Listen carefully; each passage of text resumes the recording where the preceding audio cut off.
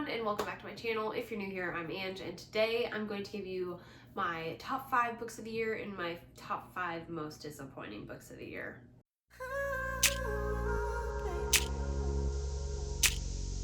2021 has come and gone. Yay! And I read 80 books, which is honestly the most amount of books I've ever read in an entire year. So I'm very proud of myself. 2021 was the year that I really just dove deep back into books, and I'm so grateful for that.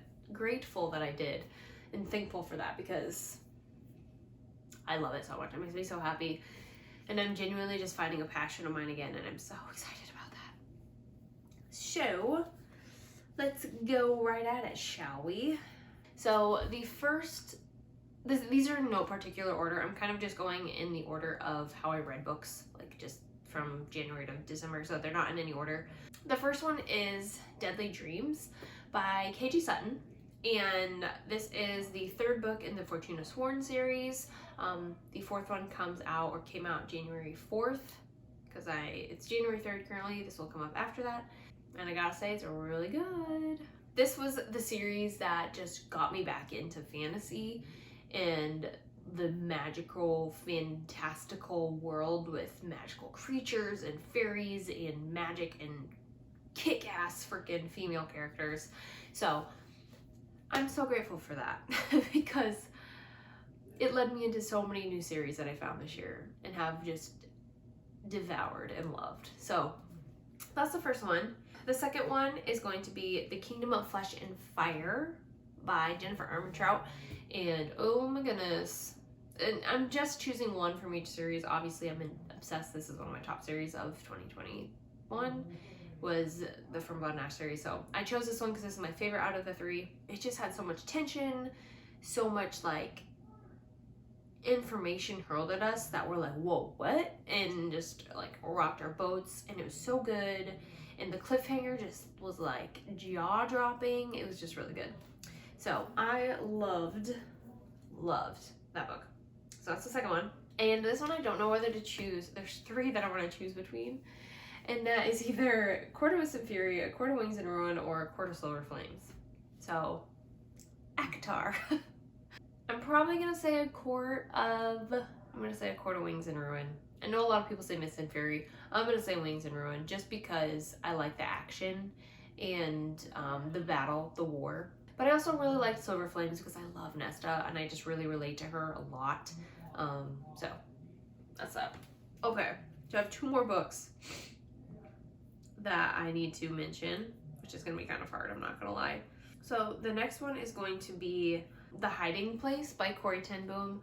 I talked about this in my year in review.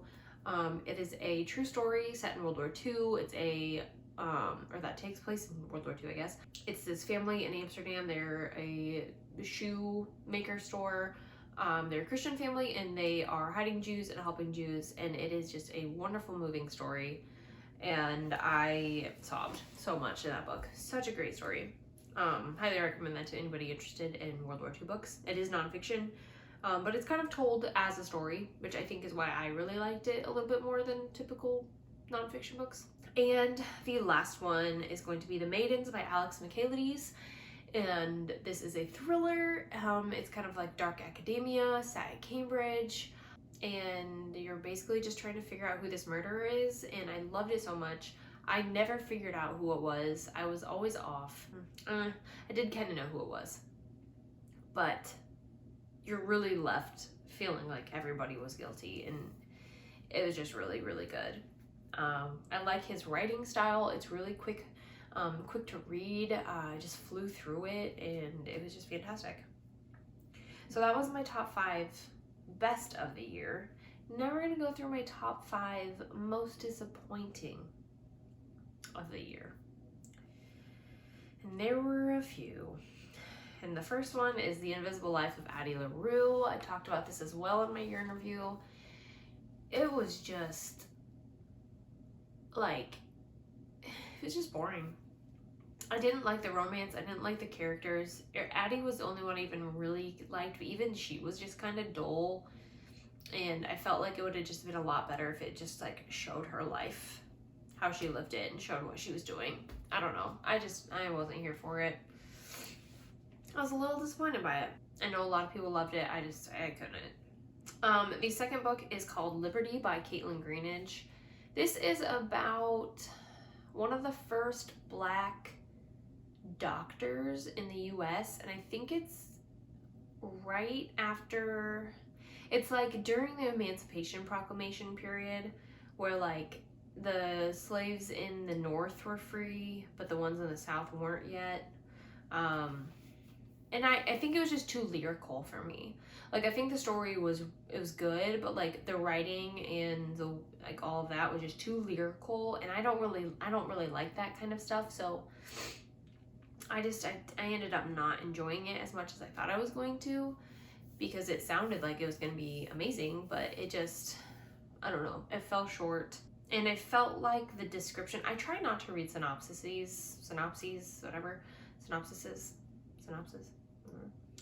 because I just feel like sometimes it'll give too much away if I don't want to know. And I read it on that one because it was one of my book of the month ones, and I always read the synopsis on that. But I felt like the story didn't match up with it, and so I just didn't like it, which was disappointing. So the next one that was disappointing was called A Little Hope by Ethan Joella. And this I thought was going to be kind of cool. I knew it was going to be multiple point of views. I knew one of the main characters was going to be diagnosed with an aggressive form of cancer, but it was one of those Valentine's Day, New Year's Eve type rom-com, like not, rom-coms, but like story-wise, where it's like everybody's different situations, they're all just monologuing, and then it like they're all interconnected in some way. And for me, there was just too much. Like, I don't think I read the same character more than 3 times, like their point of view, and it was more character like that with absolutely no plot, and it was like just monologue after monologue. I don't know. It wasn't sad, it was just depressing, and I didn't like that at all. So then the next one is called Behind Closed Doors by B.A. Paris. This was a thriller, and I was really looking forward to it, but I just felt like there wasn't much thriller to it. It was just more, I don't know, like build up to this really boring, I don't know. I don't like when there's a lot of build up and then something at the end happens, and it happens in about 2 seconds. Like, it needs to be longer than that. I like when there's a struggle and it lasts a little bit, like the climax lasts a little bit longer. And this one was just kind of build up, right? And so, anyway, wasn't my favorite, but I did read it in like a day, so it wasn't bad. And lastly is For the Wolf by Hannah Whitten. It was a good book. I don't think I'm going to continue reading it, the series. This, you guys, I thought this was going to be a Red Riding Hood series, or like retelling, because look at this cover, For the Wolf. It was more of a Beauty and the Beast retelling, and don't get me wrong, I love Beauty and the Beast retellings, but it was like I wanted something different. Like, I was actively hoping that it was going to be a Red Riding Hood retelling, and the main character's name was Red, but it was like Beauty and the Beast, and I don't know.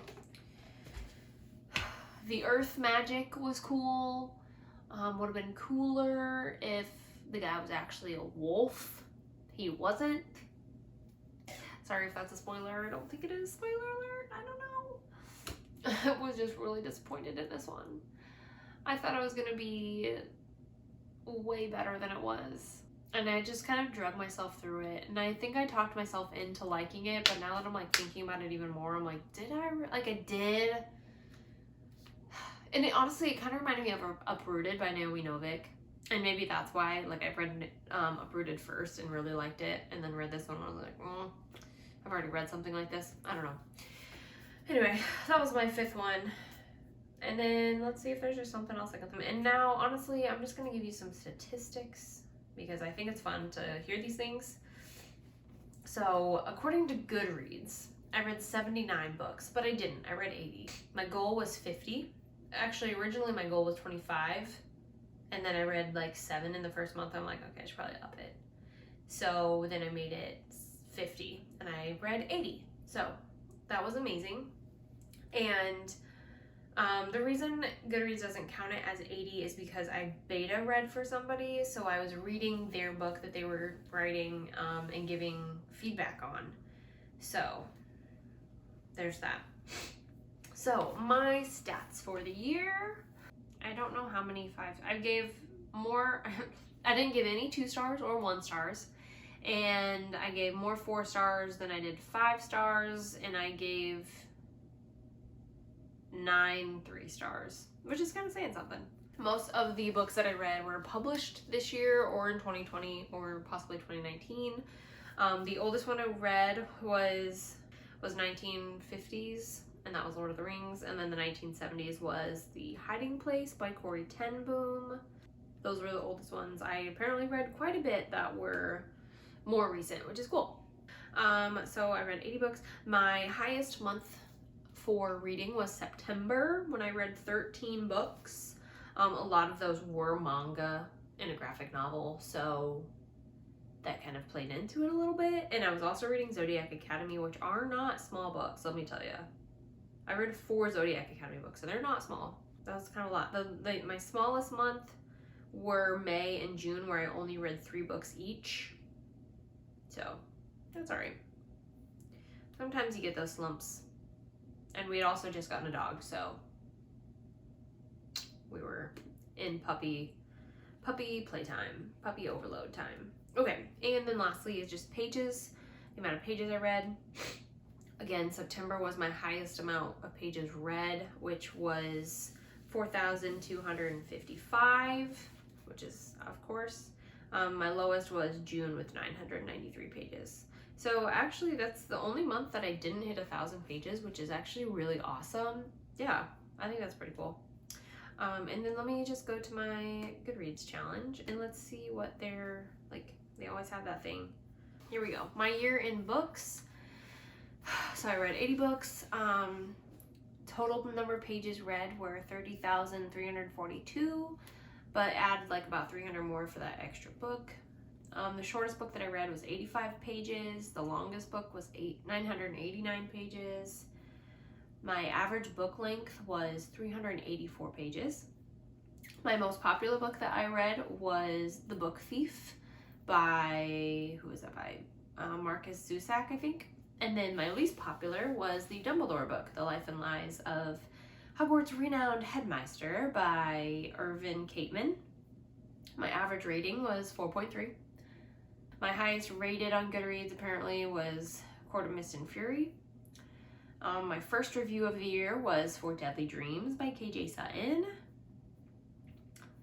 And I think there was one more. I think it showed my last review. My last review of the year was for the Zodiac Academy, the second book, The Ruthless Fae. And I was a little rough on that reviewing, but it's all right. And that is all of my stats, I believe. So, give me some of your stats below. I want to know. I love these things. It's like Spotify Wrapped, but I like it for books. So share with me. I want to know. I want to know what love is. All right, enough of that. I'm ready to go chill out and read my book. So I am very looking forward to this year for books. There's so many new books that I've gotten, so many series I'm going to start and read, and just books that are coming out, and I'm so excited, and I'm excited to be documenting it the whole way. I'm excited for you guys who are here. As always, please don't forget to like and subscribe to my channel. Leave a comment below what your favorite book of the, well, one of your favorite books of the year was, and one of your most disappointing books of the year, or vice versa, or just one or the other, whatever. I would love to know. And I hope you guys have an awesome week, and I'll see you guys in my next video. Bye!